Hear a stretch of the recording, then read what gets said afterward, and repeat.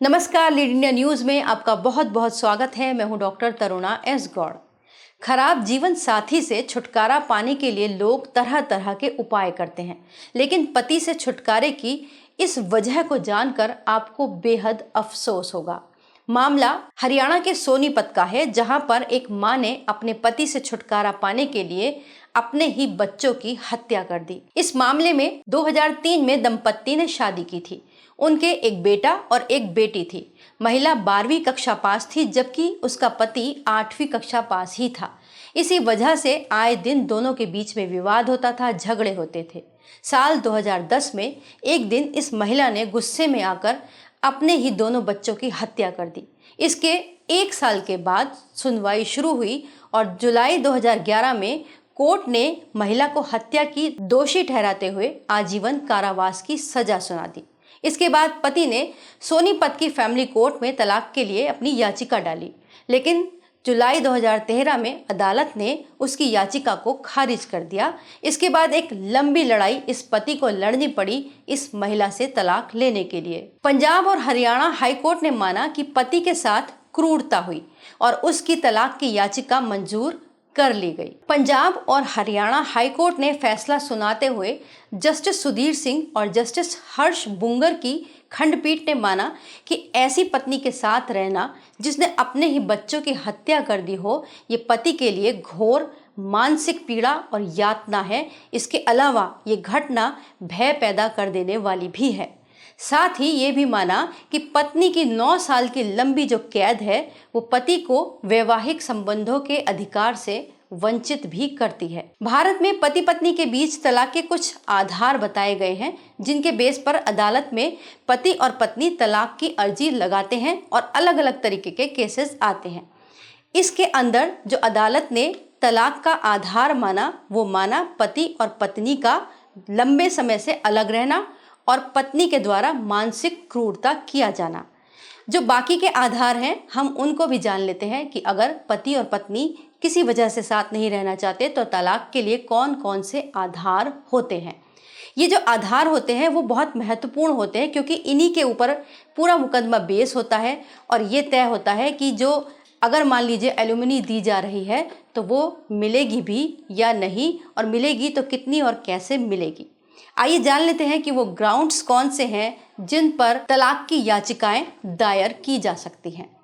हिंदू विवाह अधिनियम 1955 के अनुसार कुछ आधार बताए गए हैं। उनमें सबसे पहला जो आधार है वो है व्यभिचार यानी कि अडल्ट्री। इसके अनुसार अगर पति या पत्नी के जीवित रहते कोई दूसरे किसी के साथ इलिसिट रिलेशन में या सेक्सुअल रिलेशन में आ जाता है तो इसे व्यभिचार माना जाता है। हालांकि साल 2018 के पहले इसे यानी अडल्ट्री को आईपीसी के सेक्शन 497 के तहत अपराध माना जाता था और इसमें 5 साल तक की सजा और जुर्माना दोनों भी हो सकते थे।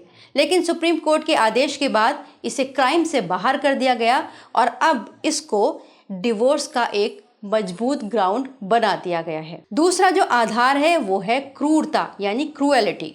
क्रूएलिटी के अंतर्गत पति या पत्नी दोनों ही तलाक का मामला दायर कर सकते हैं यदि पति या पत्नी अपने जीवन साथी को किसी भी प्रकार से शारीरिक या मानसिक चोट पहुंचाता या पहुंचाती है तो क्रूरता के अंतर्गत तलाक की अर्जी दाखिल की जा सकती है।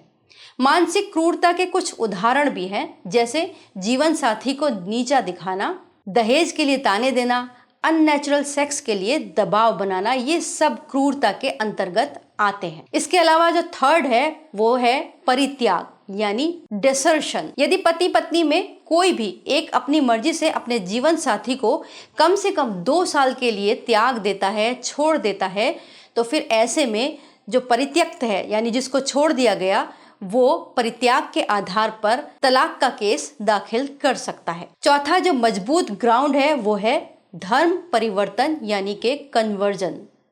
यदि पति या पत्नी में से कोई भी व्यक्ति अपना धर्म छोड़कर किसी और धर्म को अपना लेता है तो ये तलाक का एक मजबूत ग्राउंड माना जाता है। पांचवा जो मजबूत आधार है वो है मानसिक विकार यानी मेंटल डिसऑर्डर।